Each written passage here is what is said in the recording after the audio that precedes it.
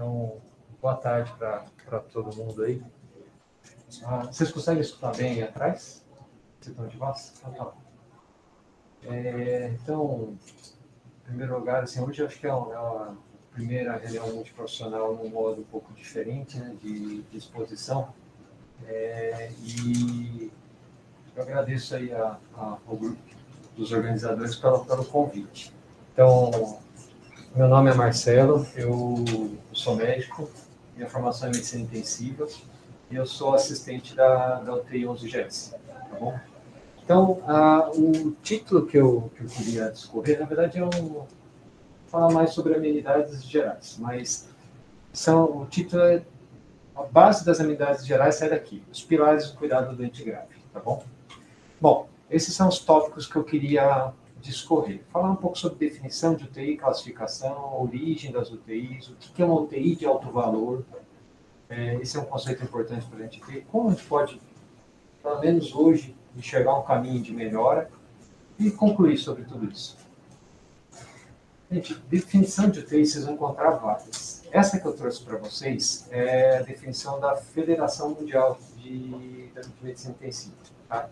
Então, tem um sistema organizado de cuidados de pacientes graves, que fornece cuidados multiprofissionais especializados, monitoramento contínuo, suporte fisiológico de órgãos para sustentar a vida durante um período até a recuperação do paciente. Conceito bastante intuitivo. Esse conceito saiu, é claro, de inúmeros outros conceitos. Esse aqui é o mesmo texto que estou mostrando para vocês, mostrando uma parte das outras definições. São todas falando quase que a mesma coisa, só que uma complementava um pouco a outra. Uma das mais perfeitas que eu achei é essa aqui de 2009, por um motivo simples. Ele fala tudo que eu já tinha dito e coloca isso aqui, olha. Cuidados de fim de vida, ética e apoio das famílias. Apoio às famílias. O UTI não é só lugar para gente, para a pessoa que está doente. A pessoa está doente, a estrutura familiar, a estrutura dos próximos a ela está toda balançada. E a gente tem que se estruturar para tentar ajudar a dar suporte nessa situação, tá bom? Bom, classificação das UTIs. As UTIs são classificadas em 3 níveis. Isso em qualquer país, qualquer hospital. O que pode variar é que tem gente que chama nível 3 de maior complexidade, tem gente que chama nível 1 de maior complexidade. Essa aqui é a proposta da Federação Mundial que eu acabei de mostrar para vocês. Então, olha só. Do nível 1 para o nível 3, quais são as grandes diferenças? Nível de suporte. Nível 1, no máximo, ventilação não invasiva. Nível 2, já tem diálise, ventilação, drogas como no nível 1. E nível 3, suporte avançado. Principal responsável pelo cuidado. Os enfermeiros. Enfermeiras e enfermeiros. 1 para 3, 1 para 1, 1 para 2. Nível 3, 2 para 1. 2 enfermeiros por 1. Ou 1 para 1. Gente, o mundo é assim. Mundo desenvolvido pelo mundo. Tá bom? Fazer um exercício todo mundo junto. Vamos parar para pensar instituto. Não, mais ainda. Complexo Hospital das Clínicas. Quais são as UTIs nível 3 que a gente tem aqui?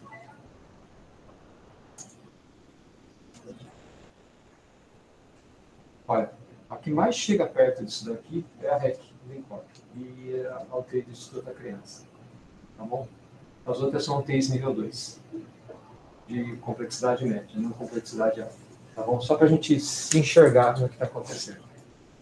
Vamos falar um pouco da origem das UTIs. Isso aqui é uma coisa que eu acho que a gente já conversou aí nos corredores, mas assim, gente, a origem das UTIs, elas nasceram na Guerra da Crimeia, com Florence Nightingale. E só lembrar que até então, por um acaso, essa semana eu ganhei um livro que chama-se Medicina dos Horrores. E narrava como é que era o cuidar das pessoas doentes até então. Tá? E foi assim na Guerra da Crimeia. Só lembrar que assim, tem muitos aspectos da Guerra da Crimeia que são até atuais para a gente hoje. Né? Mas o que vinha acontecendo é que assim, a mortalidade dos soldados britânicos, pelo menos, era muito alta. Pelo menos da aliança dos britânicos com os franceses, com os otomanos. E, assim, depois de uma série de movimentos políticos, foi um grupo de, salvo engano, 28, 29 enfermeiros enviados para cuidar dos soldados enfermos feridos. Tá? E a líder desses enfermeiros foi Florence Nightingale. Gente, o que ela se propôs a fazer foi o básico do cuidado. Né? Manter o ambiente limpo, ambiente higienizado, alimentar os soldados, cuidados curativos, fazer a analgesia bem feita, evitar que eles ficassem largados fazendo lesões por pressão, coisas que a gente deveria fazer no dia a dia, certo? A mortalidade, isso aqui foi um gráfico de pizza modificado que foi criado, na verdade, pela Florence Nightingale. Em 2 anos, a mortalidade dos soldados caiu dos feridos, claro, de 42,7% para 2,2%. Uma intervenção que teve um custo inicial para enviar os enfermeiros, mas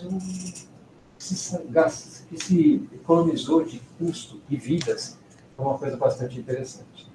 Então, o conceito de pegar um paciente, ele é mais enfermo, separar para cuidar dele 24 horas por dia. Florence Nightingale ficou conhecida como a dama da lanterna. Ela passava por ele, não só ela, claro, a equipe dela, porque ela passava todo, eles faziam turnos de 24 horas para cuidar de todos os amigos também. Bom, aí durante a epidemia de poliomielite, que surgiu a ventilação mecânica aqui com um anestesiologista dinamarquês de nome Bjørn Ibsen. Aí ele ficou conhecido, esse aqui é o obituário dele, como o criador da primeira UTI. A primeira UTI nos moldes atuais. Quem criou o conceito de UTI foi a Florence Nightingale. Bom, gente, assim, sempre que a gente trabalha no lugar, que a gente está prestando serviço para alguém, que a gente está cuidando de uma pessoa, acho que o interesse de todo mundo que essa pessoa seja recuperada. A gente vai avaliar, do ponto de vista epidemiológico, as UTIs, que são unidades de cuidado, elas podem ser classificadas segundo o seu valor. Isso que eu estou mostrando para vocês é um gráfico que, vejam só, aqui no eixo X tem a mortalidade padronizada. O que é mortalidade padronizada? Então, assim, são várias UTIs, cada bolinha dessa é uma UTI. Essa casuística que eu estou mostrando para vocês, ela nasceu do SAPS-3, o SAPS-3 que a gente usa hoje para classificar a gravidade dos pacientes no hospital. É o banco de dados geral dele. É um banco de dados multinacional, tem Brasil aqui no meio, tá bom? Então, vejam só, a mortalidade padronizada nada mais é que uma razão da mortalidade observada sobre a mortalidade predita. Ou seja, se essa razão é 1, na sua UTI estão morrendo pacientes que já era previsto que iriam morrer. Se a sua mortalidade é menor do que 1, estão morrendo mais pacientes, estão morrendo menos pacientes do que é previsto. Uma UTI excelente. Se tem um SMR maior do que 1, está morrendo mais do que é previsto.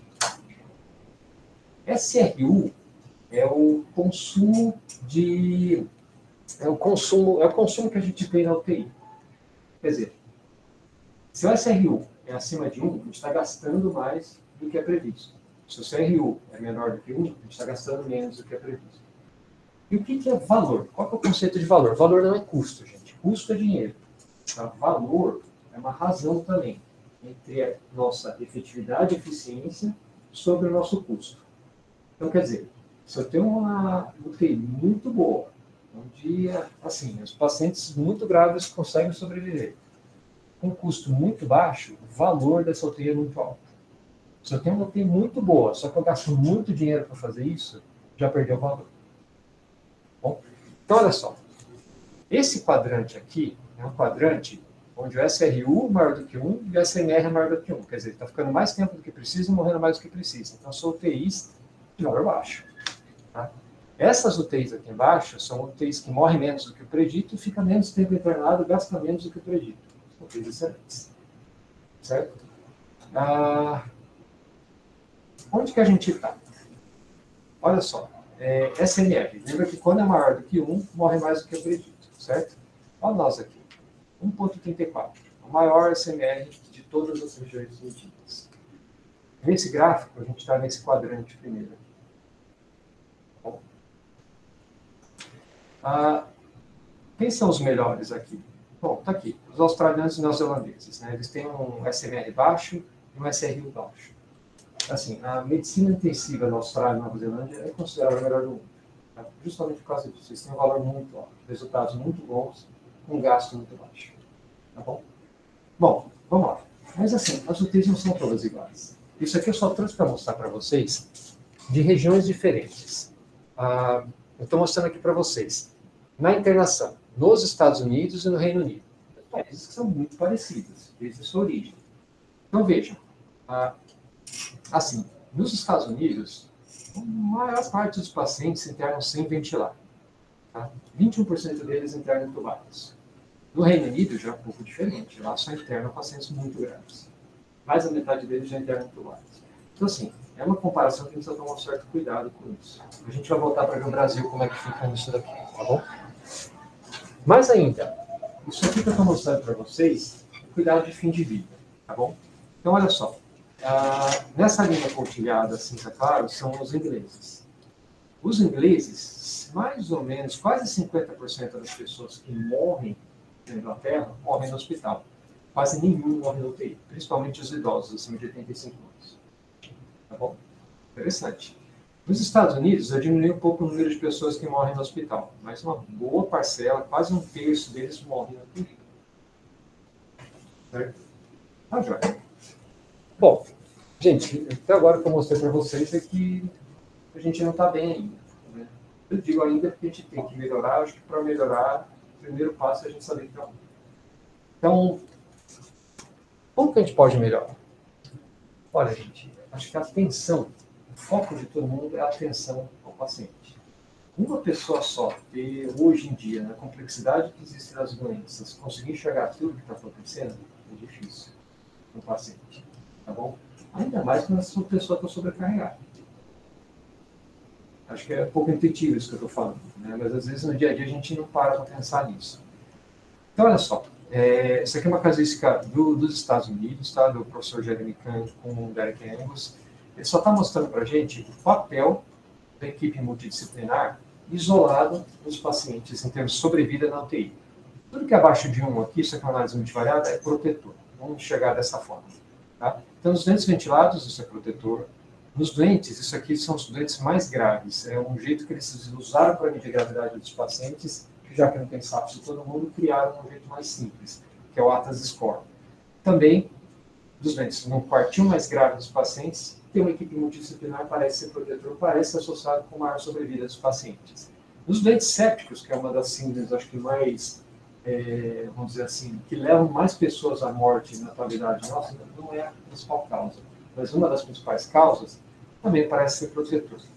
Aí o que eles fizeram? Eles dividiram, colocando intensivista, médico intensivista. Não, o efeito também existe, mas quando você analisa todo mundo junto, o efeito da equipe multidisciplinar é muito maior. Bom, olha, gente, o que a gente viu até agora? O TI foi criado por gente que cuida, os enfermeiros. A equipe multidisciplinar chegou, acho que para agregar valor a isso, né? Para ajudar a não deixar passar coisas pequenas, certo? E quando a gente vai pensar nos médicos, os médicos têm uma certa influência, mas não é tão grande. Mais ainda, isso aqui é um estudo randomizado, onde dos estadunidenses, dos Estados Unidos.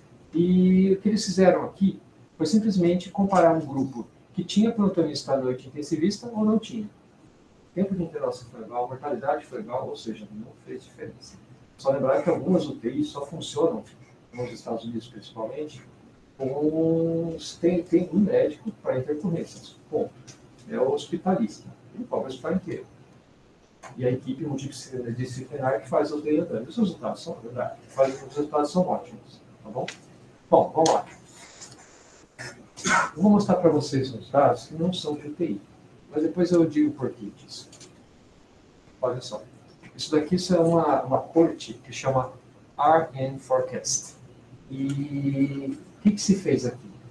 Os europeus juntaram todos os dados que eles tinham sobre os hospitais, estruturas de hospitais, o maior ou menor número de enfermeiros por leito. A maior parte dos doentes são doentes cirúrgicos aqui. Só para a gente ter uma ideia. Quanto maior o número de enfermeiros, isso é uma análise multivariada, o que isso está dizendo para a gente aqui? Maior o número de enfermeiros por leito, tá? Menor a chance de os doentes morrerem, a gente vai ver isso mais para frente, e de serem readmitidos. Quanto maior o nível educacional dos enfermeiros, é a mesma coisa. Esse RN Forecast, a Austrália e a Nova Zelândia participaram também. Quando eles começaram a implementar isso nos hospitais neozelandeses, eles tiveram a oportunidade de ter hospitais que aderiram e hospitais que não.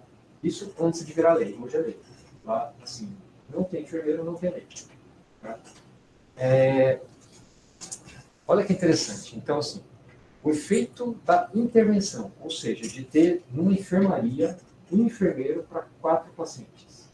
Se tiver mais pacientes do que isso, pode fechar ali. Tá? Isso aqui, na verdade, assim, ele foi positivo no sentido de 30 dias de mortalidade, reduzir admissões e tempo de internação. Desculpa, o que eu quis dizer é o seguinte, o pós-efeito, quer dizer, depois que você fez a intervenção, realmente o efeito foi chamativo de atenção. Tá?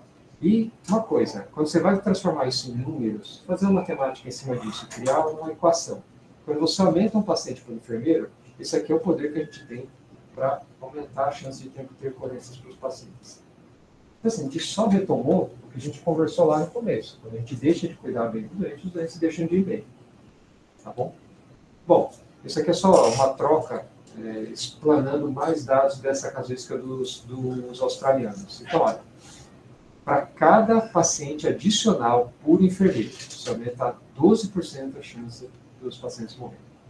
Tá? 15% a mais de exaustão emocional do profissional. Gente, a gente trabalhar num lugar, assim, a gente quer o bem dos pacientes, mas para querer o bem deles, a gente tem que se cuidar também, certo? Isso aqui é uma coisa que vai um pouco na contramão do que eu estou falando. E outra, 14% a mais de insatisfação com o seu trabalho. Isso para cada doente acima de 4 enfermeiros por dia. Tá bom? Bom, tanto que em 2015 na Austrália, pelo menos na Vitória, hoje a Austrália inteira, isso é lei. Se não tem enfermeiro, não tem leito. Tá? Leito sem enfermeiro é só leito. Essa é a parte final do texto. Assim, e ok, como é que se comporta isso? Falei para vocês, a Austrália e Nova Zelândia tem a melhor medicina intensiva aí do mundo. E esse é um texto que, se a gente for ler aqui com um pouco de calma, tipo, por que somos melhores que os outros? Né? E no começo parece um pouco de arrogância. Mas quando você vai ler o que o professor Rinaldo Bellomo está colocando aqui, ele tem razão. Tá? Então, olha só, isso aqui é só comparação, por exemplo, de asmáticos ventilados, mortalidade, que é menor na Austrália e Nova Zelândia, que nos Estados Unidos, que no Reino Unido. Certo? E, bom, vamos lá. Aqui nesse tópico ele coloca qual é o caminho que a gente segue. Bom, lá, no leito de UTI, pelo menos no ambiente ventilado, tem que ter um enfermeiro. Tá? Se passou da ventilação mecânica para cima, qualquer suporte ventricular, são 2, 3 enfermeiros para cuidar daquele paciente. Tá bom? O nível de educação é muito alto. A educação continuada deles é uma coisa que é assombrosa. Né? E todo mundo pensando igual. As UTIs fechadas talvez não tenham um impacto tão grande. O que faz um enfermeiro intensivista na Austrália e Nova Zelândia? Bom, eles que pilotam os ventiladores, conduzem as terapias substitutivas renais, terapia respiratória são eles que fazem. O fisioterapeuta, a maior parte das vezes, foca na atividade motora. Tá bom? Bom, são responsáveis por medir o débito cardíaco independente do método. Bom, tem enfermeiro que simplesmente faz o eco e mede com o ecocardiograma do débito cardíaco dos pacientes. Bom, pilota as drogas vasoativas. Isso aqui é uma coisa interessante. Aqui começa, a gente está falando nós somos uma equipe multidisciplinar. No multidisciplinar, isso vai muito além disso quando a gente para pensar no dia a dia. O conceito de multidisciplinar é um conceito restrito. Porque, na verdade, quando a gente está todo mundo junto, cuidando do leite, todo mundo querendo aprender, eu posso fazer coisas que do profissional que está do meu lado. Ele pode fazer uma coisa minha. A gente está passando do multidisciplinar para o interdisciplinar e talvez para o transdisciplinar, onde todo mundo é capaz de fazer tudo. Tá? E quando ele está falando do doente crítico, a gente está caminhando para isso. Bom, estou falando do Austrália, Nova Zelândia, vamos mudar um pouquinho e vamos para a Ásia. Isso aqui é a Coreia do Sul, dos 4 tigres asiáticos. E olha só que interessante. Eles dividiram as UTIs deles, UTI grau 1 a grau 4. Isso aqui é leito por enfermeiro. Tá bom? Então, vejam só. Nos doentes ventilados, quando você tem 2 enfermeiros por leito, a mortalidade desmorona deles. Nos doentes menos graves, não tem tanto impacto. Quer dizer, só para confirmar o que já vinha acontecendo na Europa, na Nova Zelândia, na Austrália e agora na Ásia. Como eu falei bastante para vocês dos australianos, esse aqui é um gráfico de mortalidade atual deles na UTI. Então, veja, eles viram no decréscimo uma mortalidade média de 7% da UTI. Ia caindo, caindo, caindo, caindo. Durante a pandemia, Covid-19 voltou a subir. Isso já é um motivo de preocupação para eles enorme. Subir, mas subir para que seja 7,5%. Tá? Bom, quando a gente fala de morte, então, vamos pensar nisso. Gente, tem gente que vai para UTI, tem para morrer. E quando a gente fala de morte, não é só no UTI. Vamos pensar no todo. Isso faz parte de nós, que nós, profissionais da saúde, devemos saber conduzir de uma forma adequada o processo de morte. Tá bom? Esse ranking, ele existe, esse é o terceiro ranking. Foi 2015, acho que 2010, 2009, salvo engano, e esse aqui é 2021. Olha só, é um ranking de qualidade de morte. Então, 160 países envolvidos. Desses 160 países envolvidos, tinha que ter pelo menos 2 parativistas de cada país para que conseguisse disseminar a ideia do questionário. Esses 2 parativistas por país, eles bolaram essas 13 dimensões de como avaliar o processo de morte naquele país. Tá bom? No final dos 160, 80 países não conseguiram 2 representantes. Sobraram 81 países. 79 não conseguiram, sobraram 81 países. Vamos ver o ranking 2021. Está tudo pequeno. Aqui, ó, 81 países. Alguém consegue ver o Brasil? Ó? Alguém consegue ver o Brasil aí? 89. Nós somos campeões de uma das piores qualidades de morte do mundo. Tá bom? É isso mesmo. Do contrário, vamos vir das melhores qualidades de morte. Reino Unido, Irlanda, Taiwan, Austrália, Coreia do Sul e Costa Rica empatados. Tá? Olha, gente, ter dinheiro não quer dizer ter cultura, não quer dizer ter qualidade de vida, não quer dizer ter qualidade de morte. Tá? Não estou dizendo que o Brasil tem dinheiro, mas tem um pouco mais que muitos países. Eu tenho um conhecido que ele, nas épocas áureas do Brasil, há uns anos atrás, ele falava assim, o Brasil a gente está que está, né? Chegou o dinheiro, mas chegou a educação. Porque as coisas vão dando de lado para trás. Bom, vamos lá. Então é o seguinte, vamos voltar aqui um pouquinho. Vamos procurar aqui, olha, Canadá, que é um dos locais que acho que mais explora a qualidade de morte, satisfação com a morte no mundo. 22ª melhor qualidade de morte do mundo. Eles criaram um jeito de avaliar a satisfação de pessoas que perderam entes queridos no hospital, na internação hospitalar. Quer dizer, qualidade de morte. Olha que interessante. Esse se chama CanHelp, esse instrumento de avaliação deles. Eles compararam, olha, isso aqui é na UTI, isso aqui é uma unidade clínica, enfermaria de cuidados paliativos e uma enfermaria cirúrgica.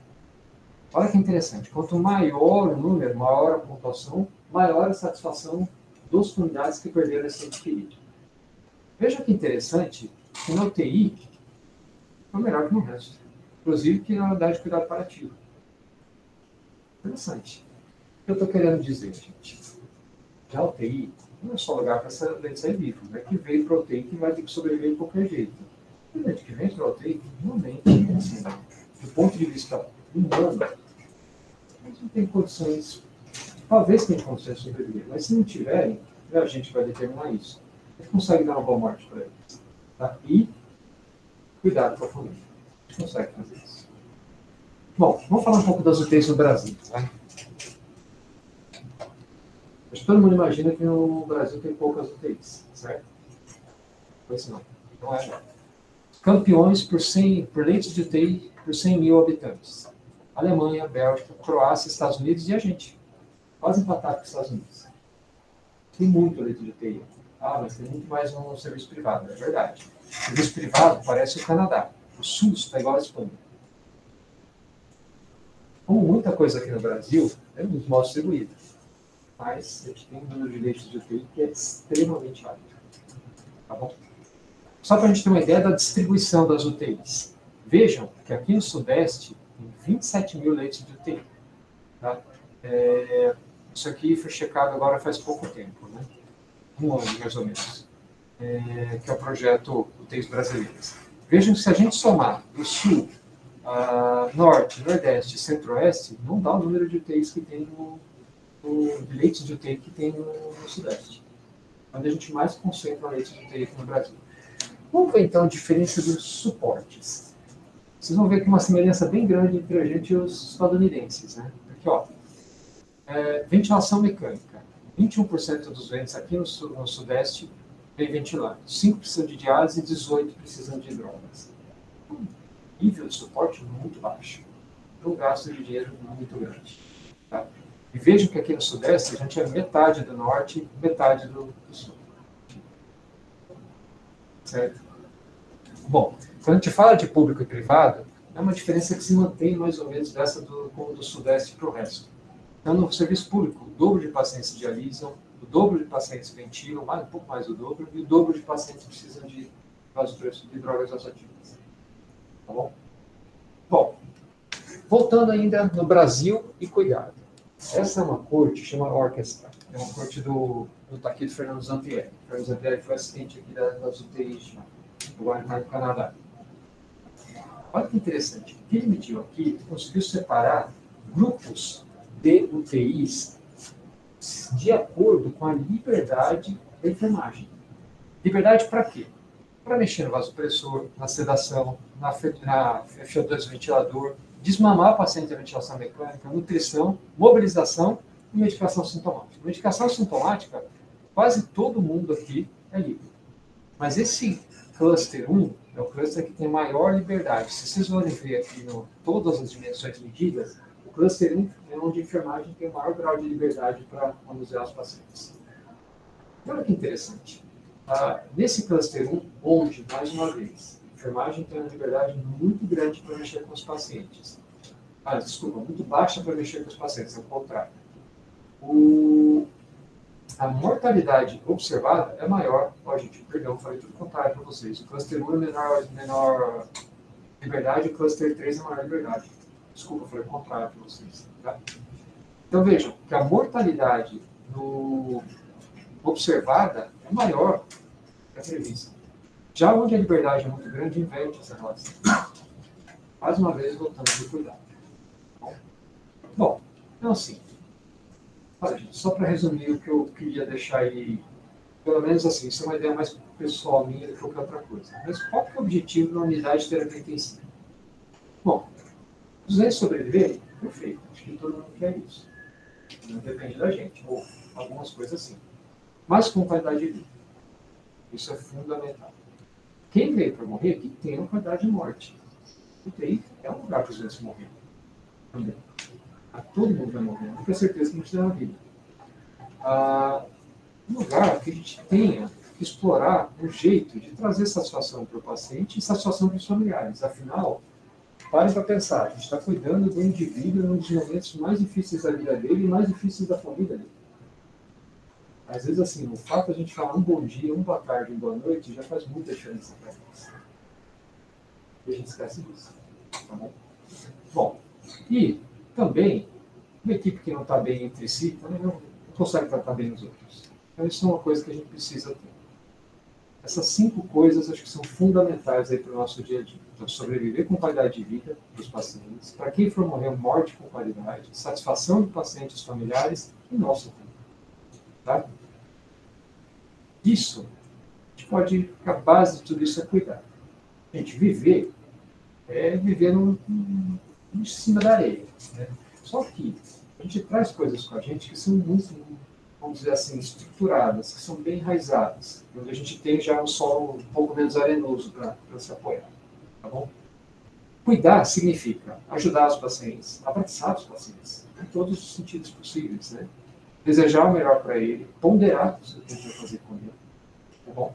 Respeitar o paciente, proteger, autorrespeitar a própria equipe, certo?